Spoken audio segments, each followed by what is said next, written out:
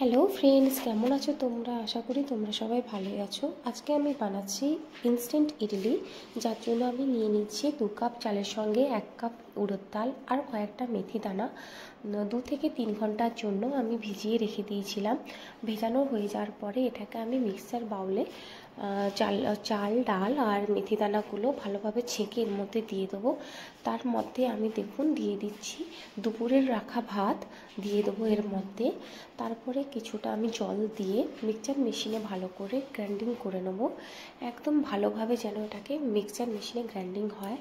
আর ঠিক এইভাবে পেস্ট হয়ে যাওয়ার পরে হাত দিয়ে দেখে নিতে হবে যেন একদম মসৃণ হয়ে যায়, বেটারটা যেন একদম প্লেন হয়। প্লেন হয়ে যাওয়ার পরে এর মধ্যে একটা পাত্রে ঢেলে আমি একটু লবণ দিয়ে ভালো করে ফেটিয়ে নিয়ে ওভারনাইট জন্য আমি রেখে দেবো। এই দেখুন কত সুন্দরভাবে ফুলে ফেপে একদম ঢোল হয়ে গেছে ইডলির বেটারটা আমার। এইভাবে ঠিক দেখবেন আপনারাও করবেন, ঠিক সুন্দরভাবে ইডলির বেটারটা একদম ফুলে ফেপে ঢোল হবে আর খেতেও অনেক সুস্বাদু আর সফট হবে। তারপর এটাকে ভালোভাবে আমি নাড়িয়ে নাড়িয়ে এটির বেটারটাকে একটু সমান লেভেলে একটু নিয়ে আসবো, যাতে ফোলা ভাবটা একটু কমে যায়। খেতে তো ঠিক ওই রকমই সুস্বাদুই লাগবে, নরম লাগবে, সফট লাগবে, তবে এতটাই ফোলা যে আমি সেটাকে ভালো করে ফেটিয়ে ফেটিয়ে কম করছি। এবার আমি গ্যাসটা অন করে দিলাম। এবারে ইডলির বাসনের মধ্যে আমি জল দিয়ে এটাকে ফোটানোর জন্য আমি রেখে দিচ্ছি গ্যাসের মধ্যে। যখন এরপর আমি ইডলির প্লেটের মধ্যে অয়েল গ্রিস করে দিচ্ছি, সামান্য অল্প অল্প তেল দিয়ে আপনারা অয়েল গ্রিস করবেন যাতে ইডলিটা ওঠাতে অসুবিধা না হয়। সেই জন্য আমরা ইডলির প্লেটটাকে অয়েল গ্রিস করি। এটা আপনারা ভাববেন না যে আমি আপনাদের ভিডিও বানাচ্ছি তো দেখাচ্ছি কিছু আলাদাভাবে, না, সেরকম কিছুই নয়। আমি এটা বাড়িতেও যেমনভাবে খাই আমি সেইভাবেই আপনাদেরকে দেখাচ্ছি।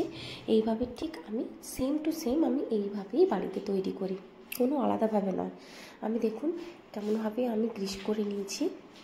গ্রিসটা হয়ে যাওয়ার পরে ইডলির বেটার এর মধ্যে দেখুন, এবারে ইডলির বেটারের মধ্যে আমি সামান্য একটু অল্প বেকিং সোডা আমি দিয়ে দিয়েছি। ভালো করে এটাকে আমি ফেটিয়ে নিচ্ছি।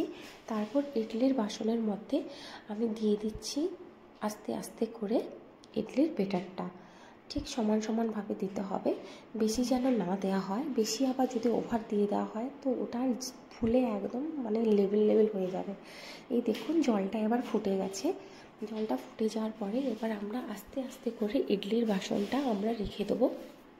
দেখুন আমি কিভাবে রাখছি, ঠিক আপনারা এইভাবে যদি এরকম আপনাদের বাসন থাকে তো আপনারা এইভাবেই রাখবেন। 10 থেকে 15 মিনিট আমরা রেখে দেবো। 10 থেকে 15 মিনিট দেখুন স্টিম হয়ে যাওয়ার পরে ইডলিগুলো কত সুন্দরভাবে ফুলে উঠেছে, কত ভালো লাগছে। দেখুন আমাদের তো নাস্তা রেডি, কত সুন্দরভাবে হয়ে গেছে ইডলি, নরম তুলতুলে, খেতে সুস্বাদু। তো আপনারাও এটা নাস্তাটা বানিয়ে ট্রাই করুন। আর ভালো লাগলে please like and subscribe. Thank you, bye by.